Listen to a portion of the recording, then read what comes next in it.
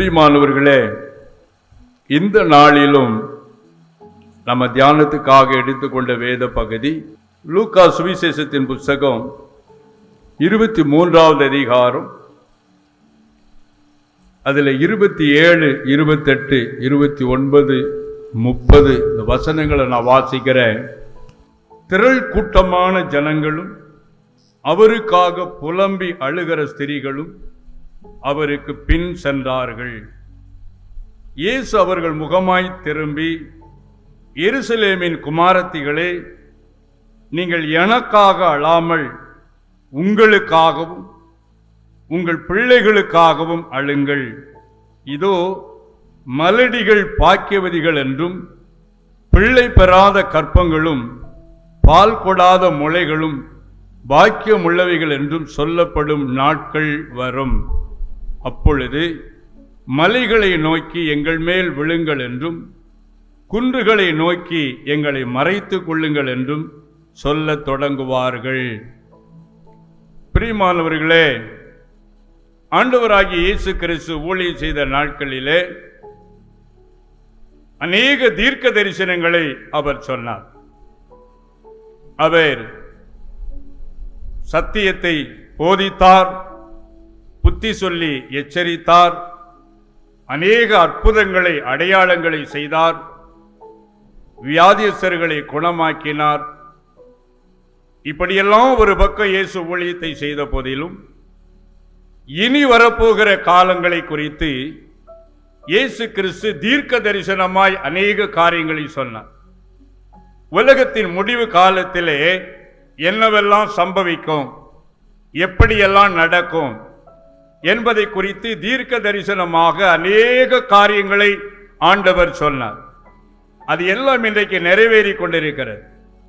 அதில் அநேக வசனங்களை நாம் இந்த இடத்துல தியானித்திருக்கிறோம். ஆனால் ஆண்டவர் இயேசு சொல்லக்கூடிய இந்த காரியத்தை பாருங்கள். இயேசு சிலுவையிலே அறையப்படும்படியாக கொண்டு போகக்கூடிய ஒரு நேரம், எருசலேமில் இருந்து எருசலேமின் வெளிப்புறம் கொல்கதா மலையிலே இயேசு சிலுவையிலே அறையப்பட வேண்டும். அங்கே சில கிலோமீட்டர் இயேசு சிலுவையை சுமந்து கொண்டு போகிறார். இயேசுடைய நிலைப்பாடை நீங்க பாருங்க. முந்தின இரவெல்லாம் இயேசு தண்ணீரே குடியாமல் அவர் பிரயாசப்பட்டு கெத்செமனேயிலே இரத்த வேர்வை சிந்தி அவர் ஜெபம் பண்ணினார். அதோடு கூட மாத்திரமல்ல, ஒரு இரவுக்குள்ளாக 7 முறை அவர் விசாரிக்கப்பட்ட ஒரு குற்றவாளியா இருந்தார். பிலாத்துடைய அரண்மனையில் 40 அடிகள் அவர் அடிக்கப்பட்டார். சரீரமெல்லாம் கிழிக்கப்பட்டு ரத்தம் ஒரு பக்கம் ஊற்றப்படுகிறது. முள்முடி சூட்டப்பட்டு தலைவலியாக ரத்தம் வடிகிறது. கனமான சிலுவை இயேசுவின் மீது வைக்கப்பட்டிருக்கிறது. அந்த சிலுவையை இயேசு சுமந்து கொண்டு போகிறார். சிலுவையை கொண்டு செல்லும் போது சிலுவை தண்டனையை பெற்றுக்கொண்ட குற்றவாளிகள் வழக்கம் போல அவர்கள் எந்த பாத வழியாக நடந்து போவார்களோ அதே போலதான் இயேசுவும் அதே பாதை வழியாக நடத்தப்பட்டார். அந்த இடங்களில் எல்லாம் வேத ஆராய்ச்சியின்படி அது புத்தகத்தை தியானிக்கும் போது நிறைய இடங்கள்ல இடைவெளி ஆங்காங்கே இருக்குமா.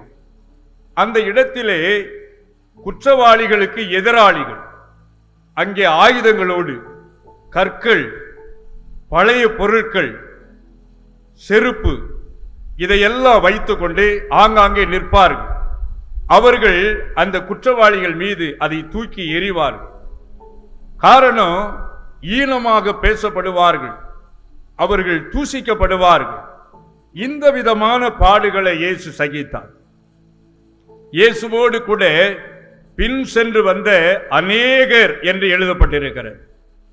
எருசலேமிலே இயேசு ஊழியம் செய்த காலத்திலே அநேகர் இயேசுவின் மீது விசுவாசம் வைத்தார். இயேசுவின் நிமித்தமாக அவர்கள் பிதாவின் மீது அன்புள்ளவர்களாய் மாறினார்கள். அதன் மூலமாக இயேசுவை பின்பற்றக்கூடிய ஒரு கூட்டம் பேர் ஏற்படுத்தப்பட்டார்கள். அவர்கள் எல்லாரும் இந்த கொடுமையான தோற்றத்தை பார்த்து மிகவும் வேதனைப்பட்டார்கள். அதற்கு முந்தின நாட்கள் எல்லாம் இயேசு கிறிஸ்து அற்புதங்கள் அடையாளங்களை செய்வதை பார்க்கிறாங்க. அவர் தைரியமா ஒரு சிங்கத்தை போல அந்த இடத்துல நடந்து கொண்டிருந்ததை பார்க்கிறாங்க. குற்றத்தை உள்ளபடியே அவர் தண்டித்ததை நாம பார்க்கிறோம்.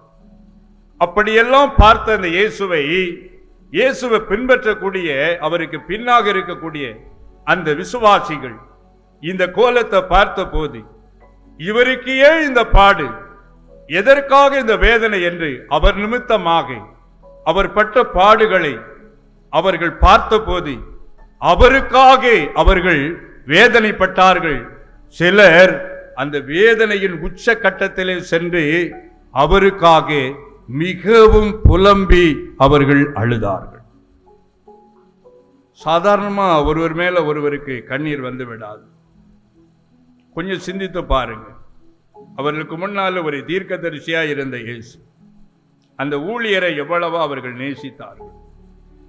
அவரிடத்தில் பெற்றுக்கொண்ட நன்மைக்கு அவர்கள் நன்றியுள்ளவர்களாயிருந்தார்கள். அந்த இயேசு வேதனை, நிந்தை, அவமானம் இந்த பாதையில போகும்போது அவர்களால் சகித்துக் கொள்ள முடியல. சத்தமிட்டு அழுவதை இயேசு பார்க்கிறார். இந்த வேதனைக்கு மத்தியிலும் கொஞ்சம் சிந்தித்து பாருங்க. ஒருவேளை நாம் அந்த பாதையில கடந்து போனா நமக்குள்ள இருக்கிற நம்முடைய சரீரத்தில் இருக்கிற வலிகளும் வேதனைகளும் தான் நமக்கு பெரிதாக அங்க இருக்கும். மற்றவர்கள் நம்மை என்ன பார்த்து கொண்டு இருக்கிறார்கள், அவர்களுடைய சிந்தை என்ன என்ற உணர்வு நமக்கு இருக்காது. இயேசு ஒரு தெய்வமாயிருந்தபடியினாலே பின்பற்றி பின்னாக வந்து அழுகிற அந்த கூட்டத்தாரை பார்த்து ஆண்டவர் சொன்ன வார்த்தையை மறுபடியும் நான் வாசிக்கிற பாருங்க. எருசலேமின் குமாரத்திகளே, நீங்கள் எனக்காக அழாமல் உங்களுக்காகவும் உங்கள் பிள்ளைகளுக்காகவும் அழுங்கள். அது அங்கே இருந்த அந்த சிறிகளை மாத்திரம் இந்த தேவனுடைய வார்த்தை தொடவில்லை. உலகத்தின் கடைசி பரியந்தம் அவரை விசுவாசிக்கக்கூடிய, அவருக்கு பின்னாக செல்லக்கூடிய, அவருக்காக அழக்கூடிய, அவரை இருதயத்தில் சுமக்கக்கூடிய ஒவ்வொருவரையும் பார்த்து இயேசு சொல்லுகிறார், நீங்கள் எனக்காக அழ வேண்டாம். நீங்க எனக்காக அழுவதை நிறுத்துங்கள். நான் இந்த வேதனையை சகிக்கவில்லை என்றால், இந்த சிலுவையை சுமக்கவில்லை என்றால் உங்களுக்கு ரட்சிப்பு இல்லை, விடுதலை இல்லை, பரலோக ராஜ்யத்திற்குள்ளே நீங்கள் செல்வதில்லை. நான் இந்த வேதனைகளை சகித்தே ஆக வேண்டும்.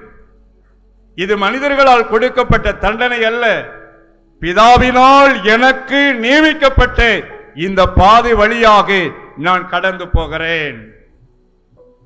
அதுதான் இயேசு அந்த இடத்துல உணர்ந்தவராய் சொல்லுகிறார். எனக்காக நீங்க அழ வேண்டாம், எனக்காக அழுவது வீண், ஆனால் உங்களுக்காக நீங்கள் அழுங்கள், உங்கள் பிள்ளைகளுக்காக நீங்கள் அழுங்கள். ஏன் பிள்ளை பெறாத மனிதர்களை சமுதாயம் பார்க்கும் பொழுது அவர்களை பரிகசிக்கும், அவர்களை தூசிக்கும், அவர்கள் ஒரு நல்ல இடத்தில் வர முடியாது, அநேகர் கூடுகிற இடத்தில் வர முடியாது.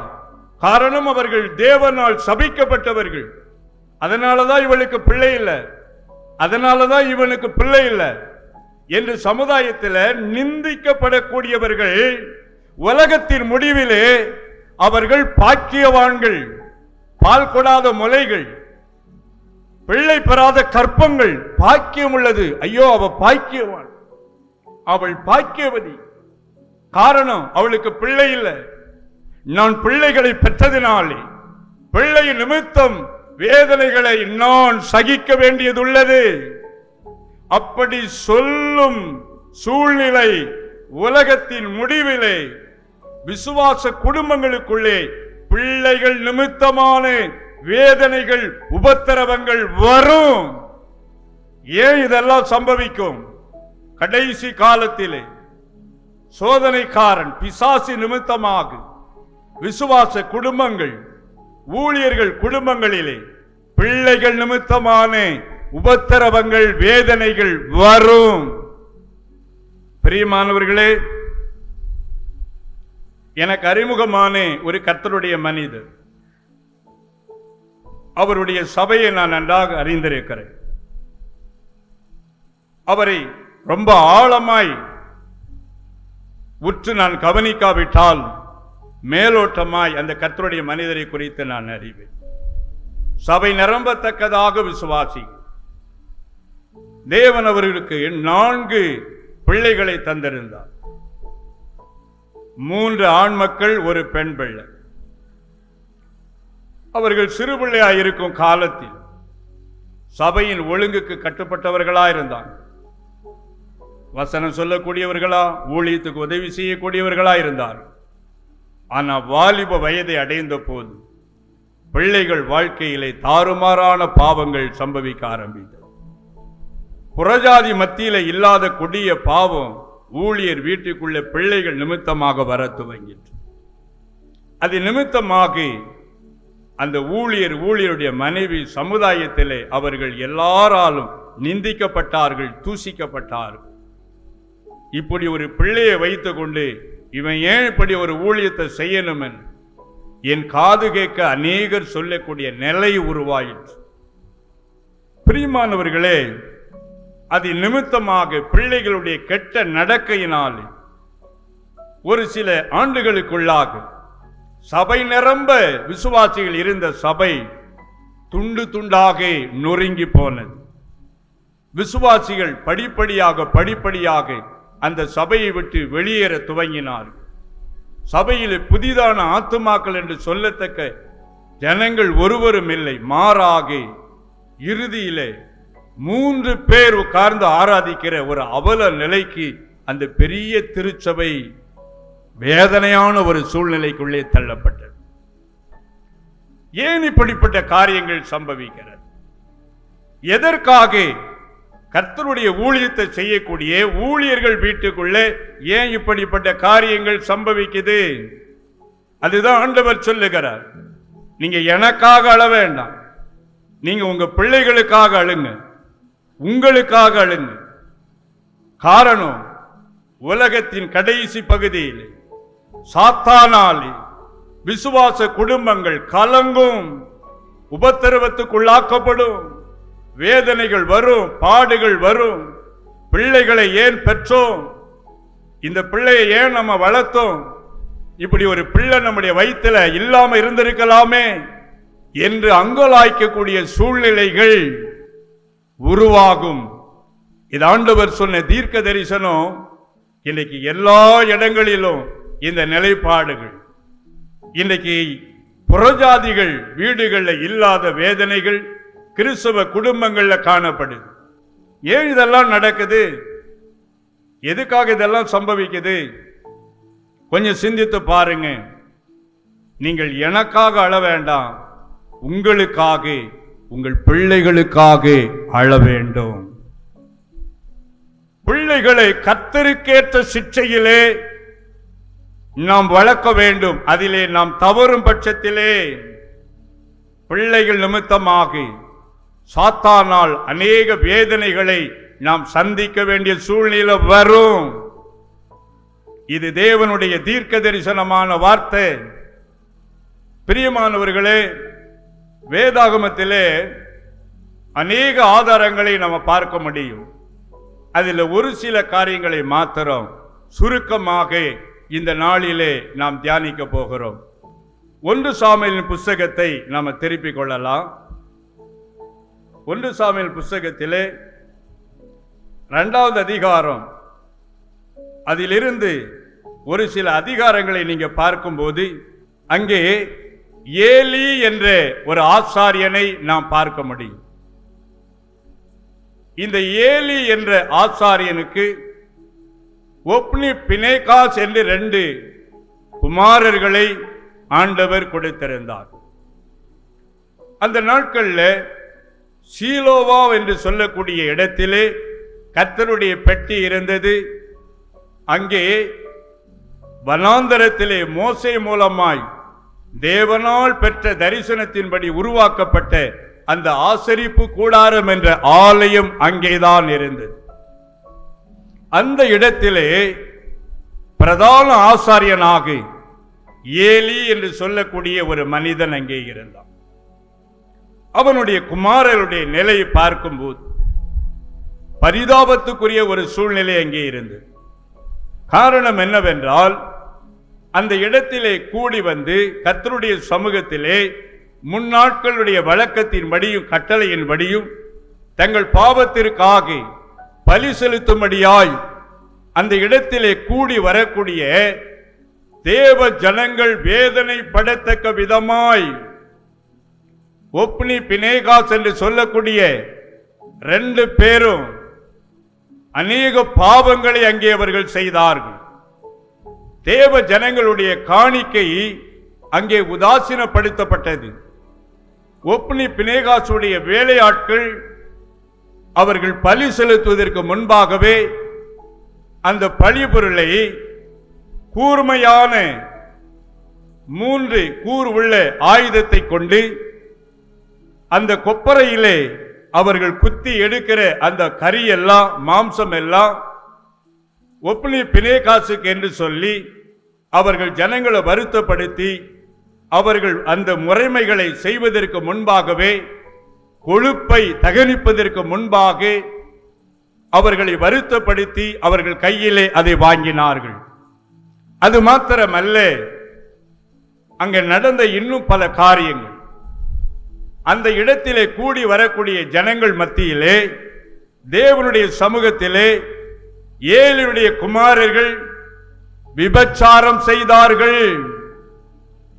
கர்த்தருடைய கோபம் ஏலியுடைய குடும்பத்தின் மீது பற்றி எரிந்தது. தேவன் ஒரு தீர்க்கதரிசியை ஏலிக்கு விரோதமாக அனுப்பி அவன் வந்து தேவனுக்கு விரோதமாக அவன் பிள்ளைகளை வளர்த்த விதத்தை அங்கே எச்சரித்து இனி அந்த வீட்டுக்குள்ளே என்ன சம்பவிக்கும் என்பதை தீர்க்க தரிசனமாய் உரைத்ததை நம்ம பார்க்க முடியும். பிரியமானவர்களே, 1 சாமுவேலின் புஸ்தகத்தில் 2வது அதிகாரம் அதில் 29வது வசனத்தை நம்ம வாசிக்க கேட்போம். என் வாசஸ்தலத்திலே செலுத்தும்படி நான் கட்டளையிட்ட என் பலியையும் என் காணிக்கையையும் நீங்கள் உதைப்பானேன். என் ஜனமாகி இஸ்ரவேலின் காணிக்கைகளெல்லாம் பிரதானமாகலை கொண்டு உங்களை கொழுக்க பண்ணும்படிக்கு நீ என்னை பார்க்கிலும் உன் குமாரரை மதிப்பானேன் என்கிறார். நீ என்னை பார்க்கிலும் உன் குமாரரை மதிப்பானேன். என கொடுக்கக்கூடிய கனத்தை விட, என் மேல வைக்கக்கூடிய அன்பை விட உன் பிள்ளைகள் மேலே நீ பிரியம் வைத்து என்னுடைய கற்பனைகளை கட்டளைகளை நீ உதாசீனப்படுத்துவது என்ன என்று ஆண்டவர் ஏலியை எச்சரித்த விதத்தை பார்க்கிறோம். ஏலி தேவனிடத்தில் எச்சரிப்பை பெற்றுக் கொண்டான். ஏலியுடைய நிலைப்பாடு எப்படிப்பட்டதா இருந்தது? தேவ சமூகத்திலே அன்னாள் பிள்ளையற்றவளாய் அவள் காலை துவங்கி சாயங்காலம் மட்டும் தேவ சமூகத்திலே இருந்து வேதனையோடு அழுது ஜெபம் பண்ணின போது ஏலி அவளிடத்தில் வந்து அவன் சொன்ன காரியம் என்னவென்றால், நீ எந்த மட்டும் குடித்து வெறித்திருப்பாய். ஏலியுடைய பார்வையில அன்னாள் ஒரு குடிபோதைக்கு அடிமைப்பட்டவளாக தோன்றினாள். காரணம், ஏலி தேவ சத்தத்தை கேளாதபடிக்கு அவன் கண்கள் அடைக்கப்பட்டதாயிருந்தது. அவன் கண்கள் அடைக்கப்பட்டிருந்தது. அவன் ஆவிக்குரிய கிருபையை இழந்திருந்தான். தேவனோடு உள்ள தொடர்பு அவன் வாழ்க்கையில இல்லை. அது நிமித்தமாகத்தான் அவனுடைய வாழ்க்கையிலே தேவன் அவனோடு நேரடியாக பேச இயலவில்லை. ஏனென்றால் தேவனுக்கு பிரியமில்லாத காரியத்தை அவன் செய்வதினாலே அவனோடு நேரடியாக பேசுவதை தேவன் தவிர்த்தார். மாறாக தம்முடைய தீர்க்கதரிசியை கொண்டு அவனுடைய பாவத்தை எச்சரித்த விதத்தை நம்ம பார்க்கிறோம். தேவனுடைய சத்தத்தை நாம எப்படி கேட்க முடியும்? ஒரு குடும்பத்தை நடத்துவதற்கு தேவனுடைய ஆலோசனை மிக அதிகமா தேவை. பழைய ஏற்பாட்டு காலத்தை விட இந்த புதிய ஏற்பாட்டு காலத்திலே ஒருவரும் நமக்கு போதிக்க வேண்டிய அவசியம் இல்லை. எல்லோரும் கர்த்தருடைய ஆவியை பெற்றிருப்பதினாலே ஆவியானவர் இனி சம்பவிக்கக்கூடிய காரியங்களை எல்லாம் தரிசனத்தின் மூலமாக, சொப்பனத்தின் மூலமாக, ஆவியானவருடைய உதவியோடு கூட அவர் நமக்கு தெளிவாக வெளிப்படுத்தக்கூடியவராயிருக்கிறார். ஆக அந்த தரிசனம், சொப்பனம் என்ற வழியிலே நம்ம தேவனுடைய வழிகளை சரியாக அறிந்து கொள்ள முடியும். ஆக இன்றைக்கு பிரியமானவர்களே, அநேகருடைய வாழ்க்கையிலே தரிசனம், சொப்பனம் அல்லது தேவ சத்தத்தை கேட்கிற அனுபவமே இல்லாமல் தேவனுக்கும் அவர்களுக்கும் வெகு தூரமான ஒரு அனுபவத்துக்குள் இருக்கிறார்கள். அப்படித்தான் ஏலி அந்த நாளிலே காணப்பட்டான். அது நிமித்தமாகத்தான் மனக்லேசத்தோட, வேதனையோடு கூட ஜெபம் பண்ணக்கூடிய அன்னாளை பார்த்து, நீ குடித்து வெறித்திருப்பது என்ன என்று அவன் கேட்டதை பார்க்கிறோம். ஆகவே தேவனுடைய ஊழியத்தை தேவனுடைய சித்தப்படி செய்ய முடியாதபடிக்கு ஆவிக்குரிய கண்கள் இருளடைந்திருந்ததை நம்ம பார்க்க முடிகிறது. அதுதான் பிரியமானவர்களே, தேவனோடு உங்களுக்கு தொடர்பு இல்லை என்றால் உங்க பிள்ளைகளை சரியான பாதையில உங்களால நடத்த முடியாது. கடைசி காலங்கள்ல பிசாசுடைய மிகப்பெரிய ஆயுதம் எந்த விதத்துல வரும்? பிள்ளைகள் ரூபத்துல வரும். பிள்ளைகளுடைய வாழ்க்கை, அவருடைய அறியாமை, தேவனை விட்டவர்கள் தூரமாய் இருப்பார்கள். ஆனால் அவர்களுக்குள்ளே புகுந்து பாவத்துக்கு அவர்களை அடிமைப்படுத்தி அவர்கள் நிமித்தமாக உங்கள் விசுவாசத்தை பிசாசு கடைசி நாட்களிலே கெடுத்து போடுவது உண்டு. அததான் இயேசு தீர்க்க தரிசனமா சொல்லுகிறார். நீங்க எனக்காக அழ வேண்டாம், உங்களுக்காக, உங்க பிள்ளைகளுக்காக நீங்கள் அழுங்கள். பிரியமானவர்களே, ஒரு முறை ஒரு தாயார் ஜெபம் பண்ணுவதற்காக என்னிடத்தில் வந்தார். அவர்கள் சொன்ன ஒரு காரியம் என்னவென்றால், அவருடைய மகன் போதைக்கு அடிமைப்பட்டவனா, எப்பொழுதும் தேவையற்ற நண்பர்களோடு சுத்தி கொண்டு தாயை மிரட்டி வீட்டிலிருந்து பணத்தை எடுத்துக்கொண்டு போவது, ஊதாரித்தனமா வாழ்வது, இந்த விதமான ஒரு வாழ்க்கை அவன் வாழத் துவங்கினான். பிரியமானவர்களே, போதை நிமித்தமாக அந்த வாலிப தம்பி பகல் ஏது இரவு ஏது என்று தெரியாதபடிக்கு இரவும் பகலும் குடித்து இரவிலே எழும்பி பகல் நேரத்தை போல எனக்கு இப்ப அதை சமைச்சு கொடு, இதை சமைச்சு கொடு என்று தாயை வேதனைப்படுத்தக்கூடியவனாய் அவன் காணப்பட்டான். அடிக்கடி அவன் நிமித்தமாக அந்த தாயார் போலீஸ் ஸ்டேஷன் போனாங்க. அடிக்கடி நீதிமன்றம் போகக்கூடிய நிலைக்கும் அவர்கள் தள்ளப்பட்டார்கள். காரணம் என்னவென்றால், போதைக்கு அவன் அடிமைப்பட்டதினாலே வீட்டில் பணம் கிடைக்கலன்னா கெட்ட நண்பர்களோடு கூட மற்ற இடங்களில் போய் திருடுவது, தகாத காரியங்களை செய்வது, அந்த போதையின் நிமித்தமாக, அந்த போதையின் தேவைக்காக பல தவறான செயல்களிலே அவன் ஈடுபட துவங்கினான். இது நிமித்தமாக அந்த விசுவாசம் உள்ள தாய் மிகவும் வேதனைப்பட்டார்கள்.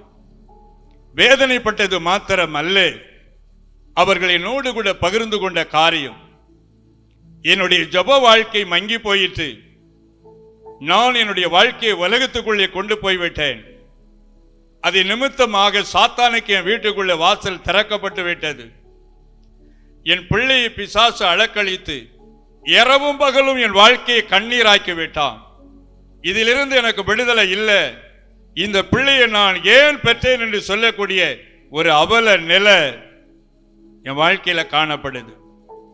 வேற யாரிடத்திலும் சொல்ல முடியாது.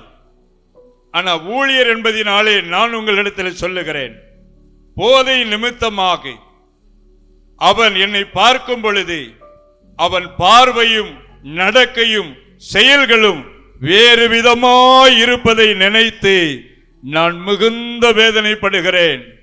என் மகனோடு கூட என் வீட்டிலே என்னால் படுத்து தூங்க இயலவில்லை. அதற்கு மாறாக என் மகன் நிமித்தமாக நான் அயல் வீட்டிலே போய் இரவிலே தூங்குகிறேன். எவ்வளவு பெரிய கொடுமையான காரியம் பாருங்க. நீங்கள் எனக்காக அழ வேண்டாம், உங்க பாவத்துக்காக அழுங்க. தேவ சமூகத்தில் போகும்போது உங்கள் பாவத்தை உணர்ந்து அழுங்க.